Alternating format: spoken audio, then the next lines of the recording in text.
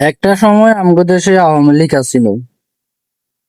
আওয়ামী লীগের বিরুদ্ধে কেউ যদি কোনো কথা কইতো বা আওয়ামী লীগের অপরাজনীতির বিরুদ্ধে কেউ যদি কথা কইতো বা বিরুদ্ধে খাড়াইতো, তাইলে মনে করেন হেতের অবস্থা আসলে খেরাসিন।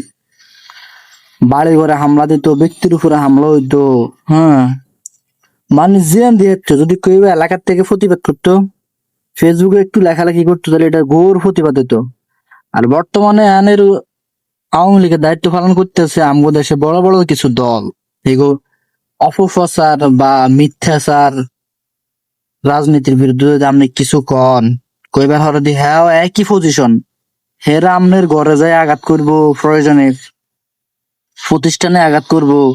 আর না হয়তো আমনের এমন ভাবে থ্রেট দিব, হ্যাঁ, দে তুমি আমগো বিরুদ্ধে কোনো কথাই কইতে পারবে না, তুমি যা মন চায় তাই করো, কিন্তু আমগো বিরুদ্ধে তোমার কোনো কথাই চলবো না। আমরা বালা কইলেও হক হইবে, আমরা খারাপ কইলেও হক হইবে, না কইবার কোনো সুযোগ নেই। এই হলো আমগো দেশের বর্তমান রাজনীতি। যা মন চায় তা করো, কিন্তু আমগোরে সাপোর্ট করন লাগবো।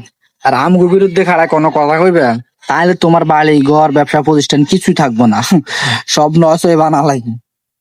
এ- এই রাজনীতি গুলো শহরের থেকে গ্রামে চলে বেশি। গ্রামের কেউ যদি এগো বিরুদ্ধে কথা কয়, অপপ্রচারের বিরুদ্ধে, তাহলে এই অবস্থা।